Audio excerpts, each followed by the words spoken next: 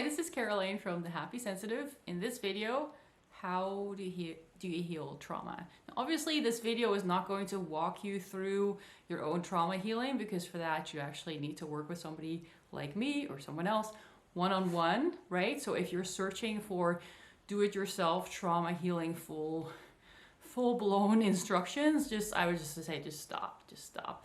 Trauma is complicated, right? So the difficult thing about trauma is that there's so many layers to it, and different layers can require different approaches. So what I want to talk with you about today is some of these approaches that are often overlooked, or that people don't realize that this is part of really healing trauma, because there are a lot of very single-minded ideas out there. You just do this and then you'll get there, and if you don't succeed, you just got to push harder.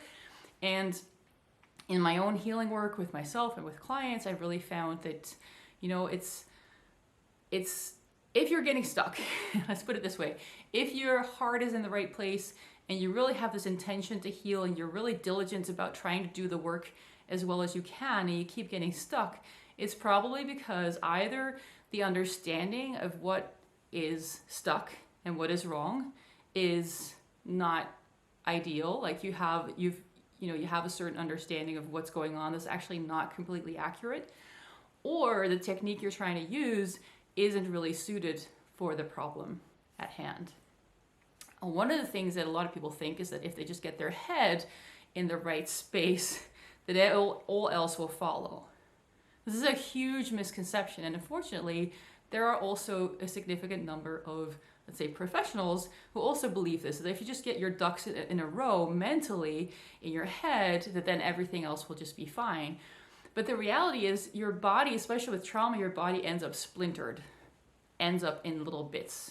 Not completely disconnected, but there will be different parts of you doing different things. And there can be parts of you that perfectly understand this is normal, this is not normal. And then there's other parts of you that have no clue.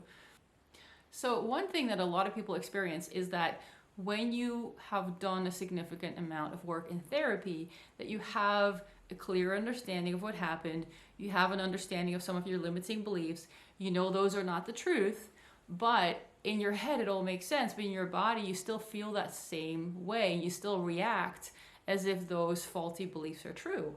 And this is more evidence that just working on your thoughts or working on your understanding of things and what is not the solution. However, it is the starting point. It is important to start there, because if you have unhealthy expectations or unhealthy ideas about how to do certain things or what is normal in life, which when you're traumatized, part of your survival mechanism is adopting some kind of unhealthy idea that was basically imposed on you, or that was giving you some kind of explanation for what happened. It's important to get to know those ideas and realize, like, oh, actually that's not true, right? But it doesn't stop there. That's actually the beginning. When you have that sense of this is actually a realistic and good way to think about it, and this is a painful, unhealthy, traumatized way to think about it, then you have a starting point. You have like a vantage point from which to do deeper healing, feeling work, energy healing work, where you can start working with the body to figure out, okay, where in my body is this still happening? Is this still going on? Am I stuck in the past? One thing that happens a lot with clients is, for example, that there will be parts of themselves, parts that are located in specific parts of their body, where that particular part of their conscious is still really, really young, might be 3 years old or 5 years old or 7 years old. So like the majority of them has grown up, but there's a part of them that still feels stuck in the past. And the reality is you are, a collection of all these different parts that have learned different things, and that different parts of you deal with different problems and are good at different things. And now it sounds like I'm talking about some kind of disorder, but I'm just talking about how this functions in just healthy, normal people. Like, there's a part of you that's good at certain things, and then there's a part of you that's good at other things.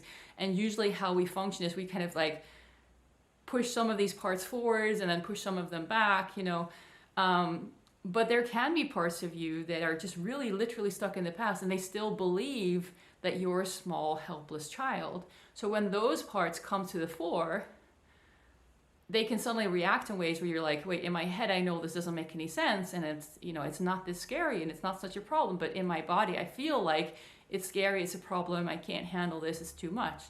Why is that, right? And a lot of people wonder, well, if I know in my head what the truth is, why is it that my body's not doing this? It's because your body functions in a very different way, and the things that help your mind to reorganize and clarify and let go of the past are very different from the things that help your body let go of the past. So there really is a difference in kind of like the mental level of healing and the emotional, physical level of healing, where you're in your body and what's happening in your body, how's your body responding to things.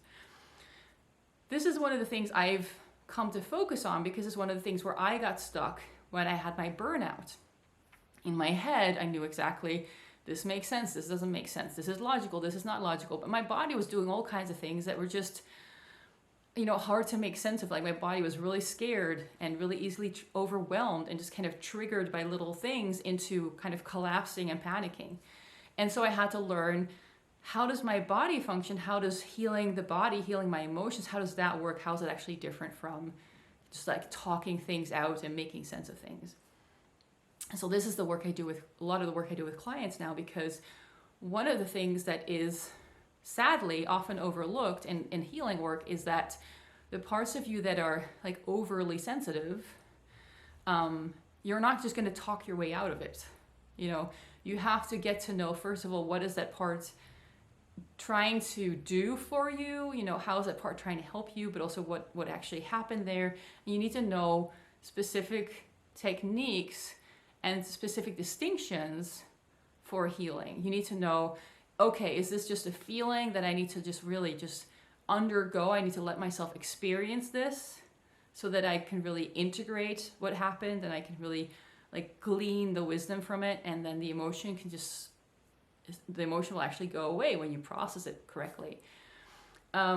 Or is this some kind of trauma loop where I'm stuck in a limiting belief in my body? Like I know in my head it's not true, but my body is stuck in really believing this is true, and I need a different kind of healing technique for getting it out. Or is there some kind of intervention, interjection, intermingling from someone else's energy in some way, and no amount of healing and working on myself is going to fix this? I have to actually get their energy out of my system. Or is my body stuck in a chronic pattern of being conditioned to do things or pay attention to things that are not actually helpful, and I need to learn how to identify that pattern and let that go, which again does not happen in your head. It doesn't happen through like talking your way out of it or just like knowing better. These are very different processes that take very different techniques, but it's possible to do healing there. It's just that this divide from here to here is a divide that a lot of people don't want to cross. So many people are happy to go to talk therapy and just like talk and make sense of everything here, and then they want to stay up here and they don't want to go any further. And then everything that the body's doing that doesn't feel good and that's hurting and that's uncomfortable, they just try to tune it out and they try to squash it and they try to push it away. And this is very much part of how we talk about bodies and emotions and health in the Western world, where it's like, well, the mind is correct and the body's just wrong. The body's just limiting and stupid and is doing things the wrong way and is, you know, like not understanding what it's supposed to do. And we're trying to constantly like fix and adjust and change the body instead of understanding that your body has this really deep body wisdom. And yes, your body can get hurt and traumatized, and there can be a need to heal. But the way that the body wants to heal is by undoing and removing things that are not for you to deal with, and clarifying what that is. And then in your own experiences, really learning to embrace and be with and be present with your own feelings, because those feelings take you on a journey. And this is something that's not taught very much. And a lot of people are taught, if you just think about it right, if you just get your head on straight, all your like negative feelings will go away. But it doesn't work that way. And so a lot of people will learn how to like push away and tune out and dissociate from their feelings, and then they think they've healed, but really they're just numbing out. The feelings are still there, but they're just not feeling them. Or they figure out how to push away their feelings, or just there's all kinds of ways that there's all kinds of unhealthy coping techniques for dealing with feelings, and many of those are taught as a kind of like quick fix, like, oh, now you feel better, you don't have to be uncomfortable.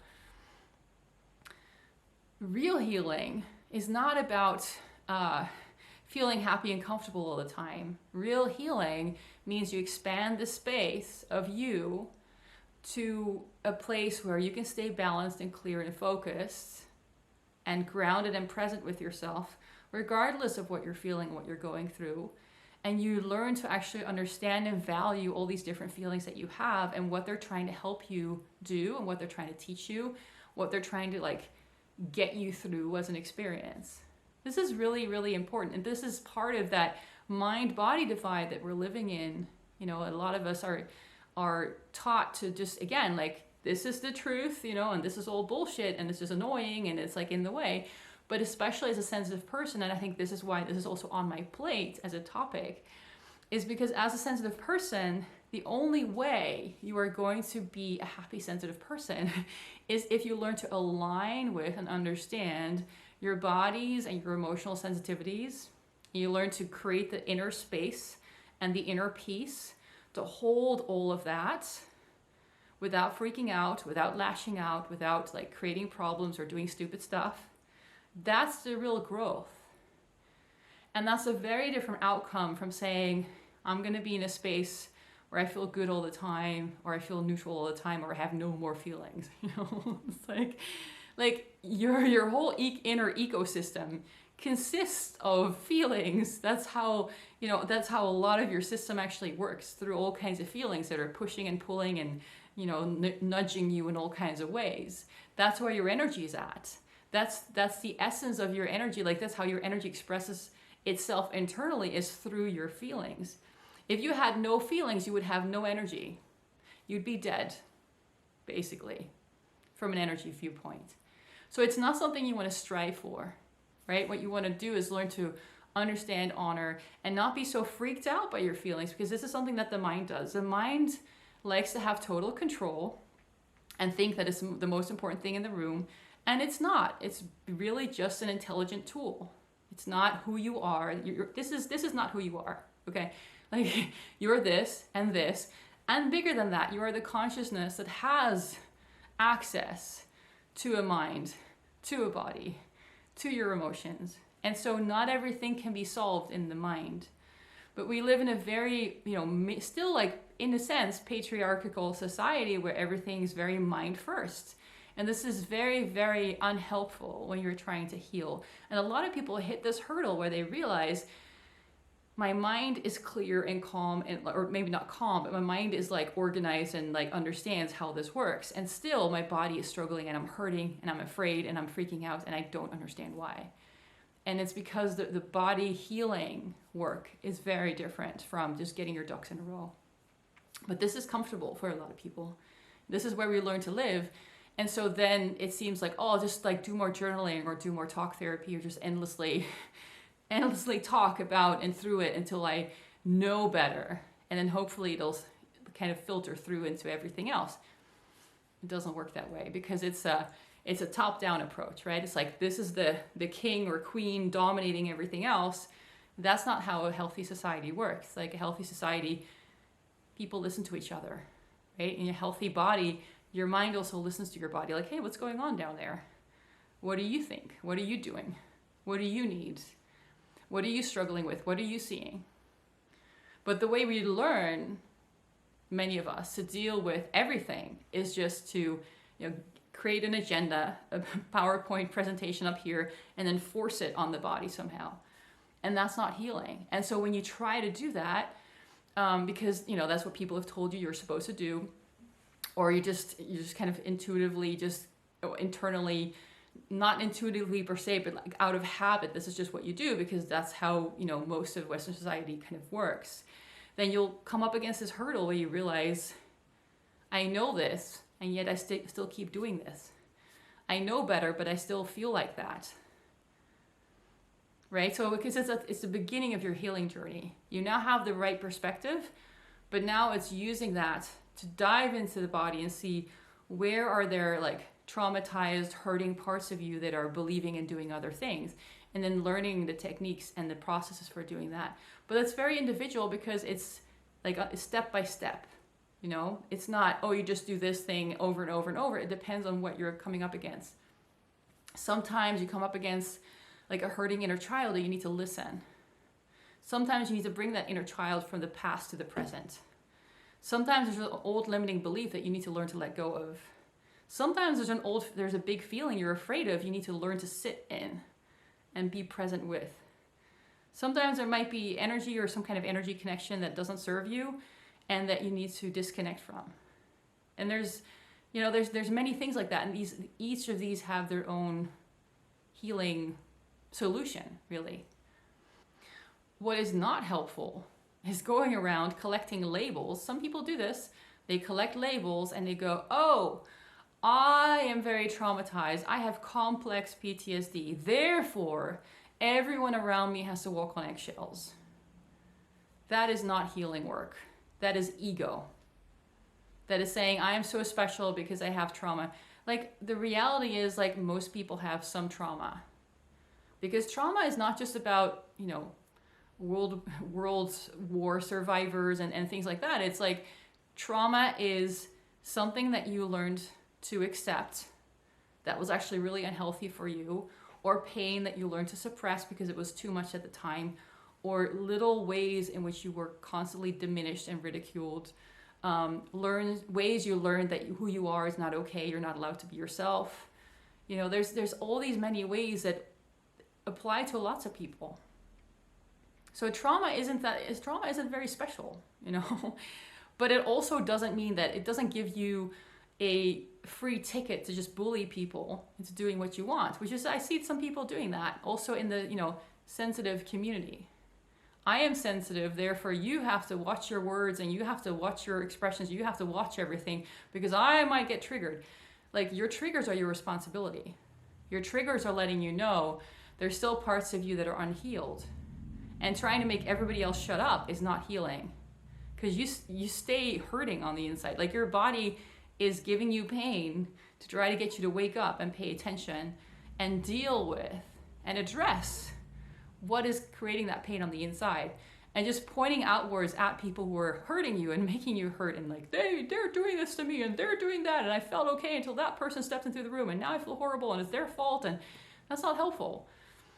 So if anyone who's listening to this, I have had clients in the past, not many, thankfully, but I have had a few who I had a, kind of falling out with very quickly because they expected me to anticipate every little thing that might upset them and protect them from it. And that is not a healthy thing to expect from anyone. Also not from a therapist or a coach, like, a coach like me or a healer or anyone.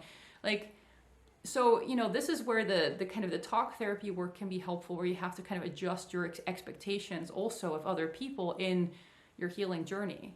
If you think everyone else is supposed to just make you feel okay, make you feel good, you have screwed up expectations, and everyone's going to disappoint you, right? So that first needs to be, sorted out first, because it's your attitude and your expectations, in your head, do really predict whether the rest of the healing journey even has a chance of succeeding or not.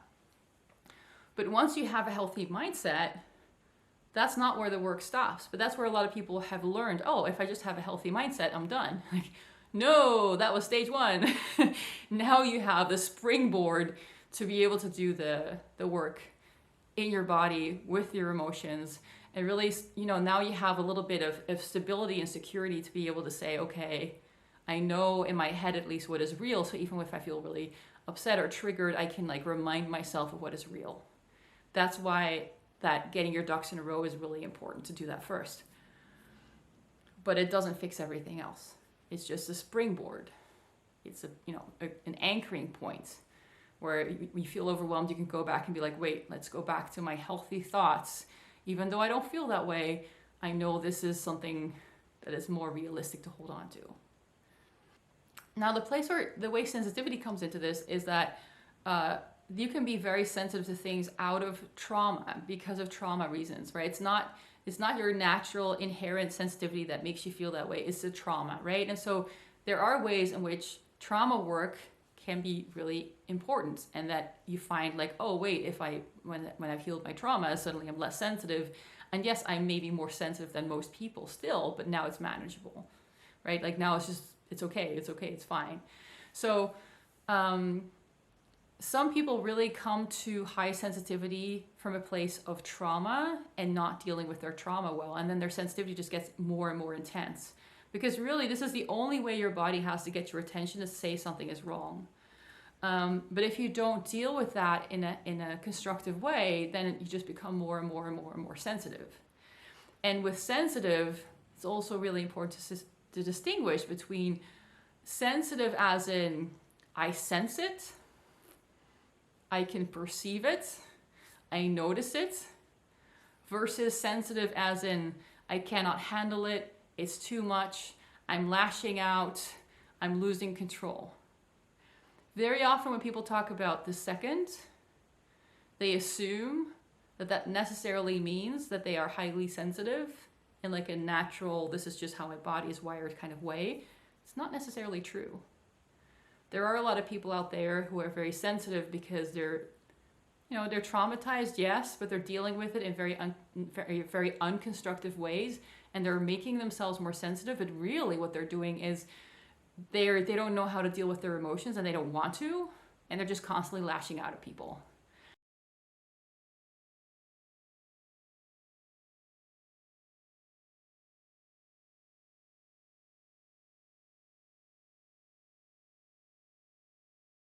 And then they say, well, I'm just highly sensitive. No, you're highly reactive and you're lashing out, and you don't take responsibility for your feelings and for your life.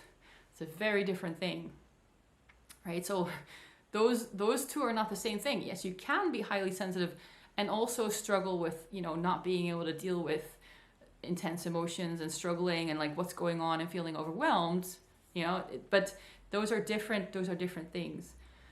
So one reason a lot of people who are perhaps highly sensitive kind of worry, oh my God, I'm always going to be this way because I am highly sensitive. One of the reasons is because they conflate these two. They conflate the oversensitivity that comes from trauma and from unhealthy coping mechanisms. They conflate that with, oh, this is my natural state. No, it's not the case.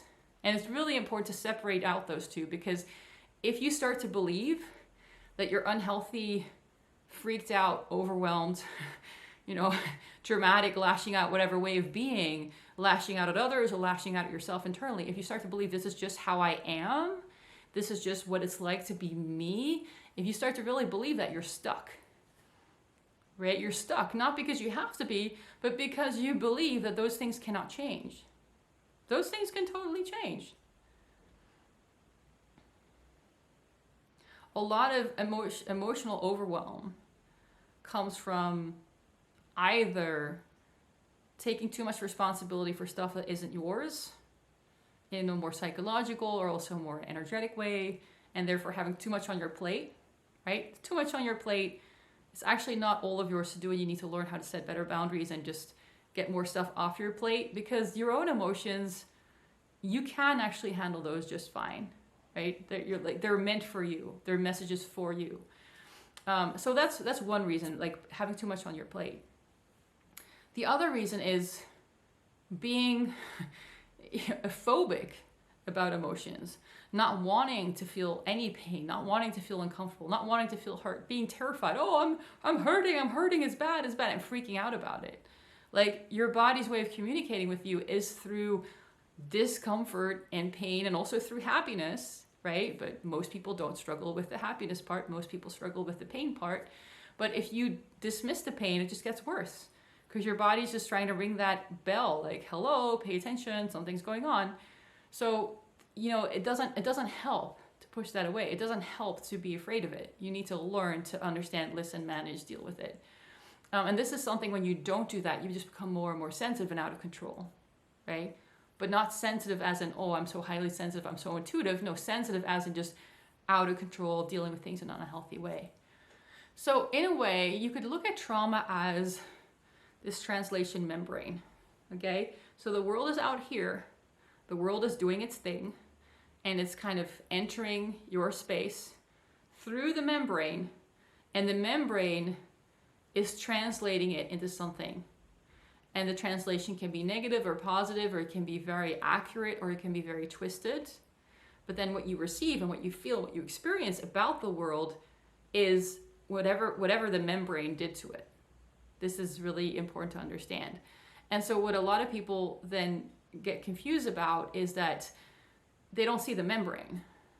And so they think, oh, the world is just this way, or I am just this way.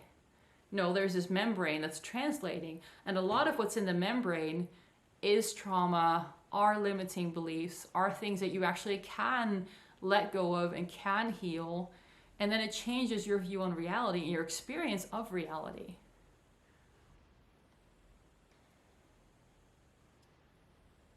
So this is good news, right? This is good news. So to sum up, if you have this experience that you've done some therapy work and you have a clear understanding of like how you're like supposed to feel about things, but you don't actually feel that way about things, there's nothing wrong with you. It's just, you've completed that first stage of healing, which is about getting your mental ducks in a row. And now it's time to do the emotional work and really start to understand and communicate with your body and learn how to do that. Like, how does that actually work? And what are the different things that are, relevant for you? And depending on how your own intuition works and what you've been through and what your specific trauma might have been or what your experiences have been, those specific techniques that you need are going to be different. So when I work with clients, like this is the first thing we map out, like, what is it that actually is going on with you? What are the things you're struggling with? What is causing what, and what techniques do you need for that?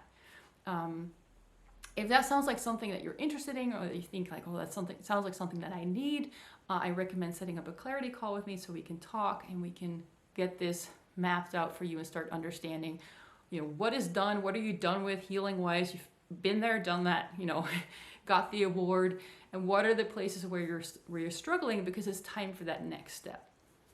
All right, I hope this was helpful. Thanks for listening. Bye-bye.